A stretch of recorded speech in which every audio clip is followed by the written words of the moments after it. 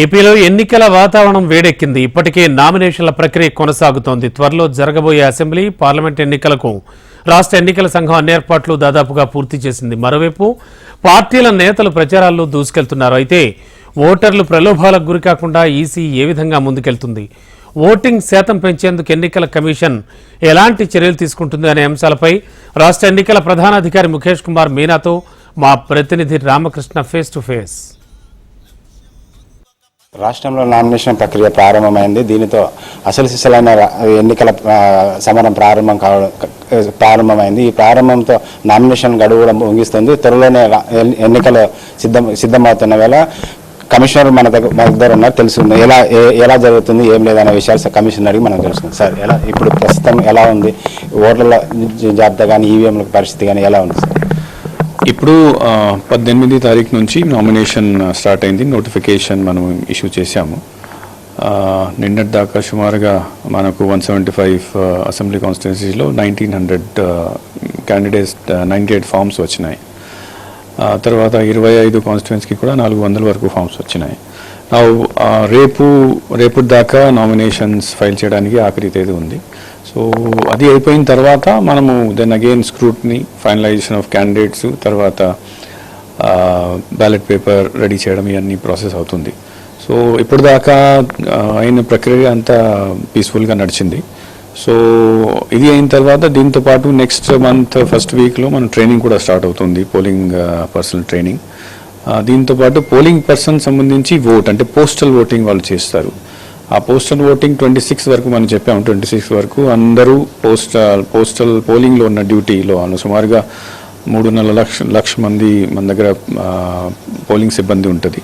ఆ postal ballot అని cost చేయడం కోసం 2వ తారీఖు తర్వాత మేము ఫెసిలిటేషన్ సెంటర్ ఏర్పాటు చేయడం జరుగుతుంది.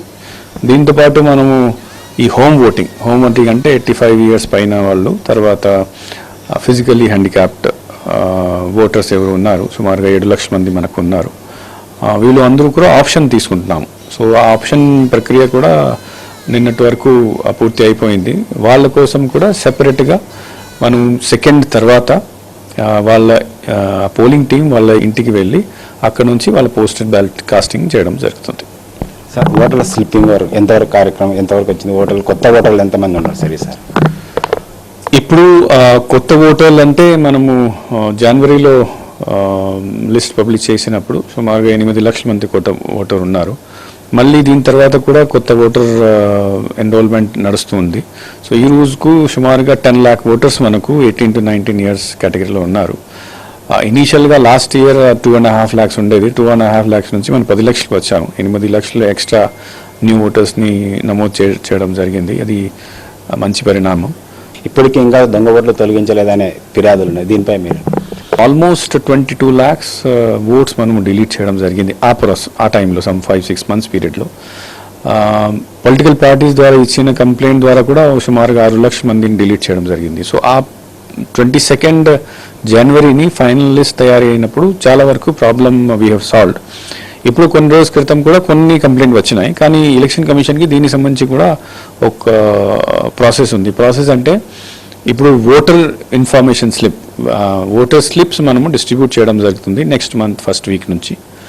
ఓటర్ ఇన్ఫర్మేషన్ స్లిప్ డిస్ట్రిబ్యూట్ చేసినప్పుడు బిఎల్ఓ ఇంటింటికి వెళ్తారు. ఇంటింటికి వెళ్ళినప్పుడు అక్కడ ఆ మనిషి ఉన్నారా లేదా, లేకపోతే చనిపోయారా, ఈ మధ్యలో చనిపోయారా, లేకపోతే షిఫ్ట్ అయిపోయారా, లేకపోతే ఆయనకి ఆల్రెడీ మనం ఇచ్చాము డూప్లికేట్ ఉంది, ఇవన్నీ ఐడెంటిఫై చేయడం జరుగుతుంది. ఎలక్షన్ వచ్చిందంటేనే ప్రలోభాలు పెట్టడానికి కానీ వీటిపైన చాలా మట్టుకు ఇప్పటివరకు చాలా మట్టుకు మీరు సీల్ చేసినట్టు ఉన్నాయి. ఇంకా ఇంతమంది ఇంకా రాబోతున్నాయి. దీనిపైన ఎలాంటి చర్యలు తీసుకుని ఎలా ఉంది? 16th of March తర్వాత ఈ రోజు వరకు 1 month few daysలో 156 crores ఈ రోజు ఫిగర్ అంటే 156 crores సంబంధించి దాంట్లో 35 కోట్లు క్యాష్ ఉంది, 77 కోట్ల వరకు మెటల్స్ అంటే గోల్డ్, సిల్వర్ ఉన్నాయి, 20 కోట్ల వరకు లిక్కర్ ఉంది. సో ఇది సీజ్ చేయడం జరిగింది. సార్, ఎన్నికల్లో నేతలు ఆరోపణలు ప్రత్యారోపణలతో తారస్థాయికి మించిపోతున్నాయి. వాటిపై కోడ్ ఉల్లంఘన కేసులు ఏ విధంగా ఉన్నాయి, ఏ విధంగా? ఇప్పుడు సుమారుగా 400 కేసు మనం పొలిటికల్ లీడర్స్ మీద ఎన్నికల కోడ్ని ఉల్లంఘించడం కోసం పెట్టడం జరిగింది. దాంట్లో చిన్న లెవెల్ నుంచి పై వరకు యాక్షన్ తీసుకుంటున్నాము.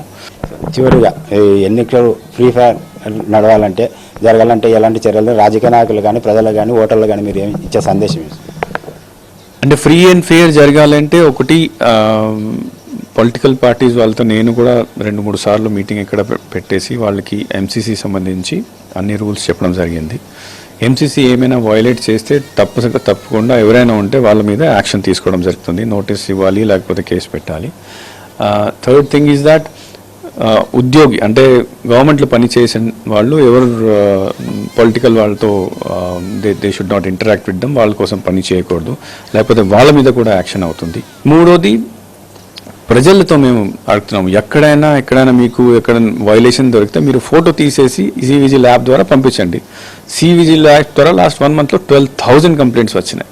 సో దీంట్లో విదిన్ 100 minutes దీనికి 100 minutesలో మేము పరిష్కారం చేస్తున్నాం. తర్వాత పబ్లిక్తో నా అపీల్ అంటే ఈసారి లాస్ట్ టైం కంటే చాలా ఎక్కువ శాతం మనం పోలింగ్ ఇంక్రీజ్ చేస్తాం.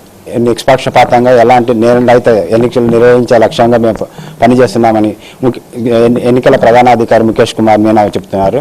కెమెరామెన్ హరీష్తో రామకృష్ణ, HM TV, విజయవాడ.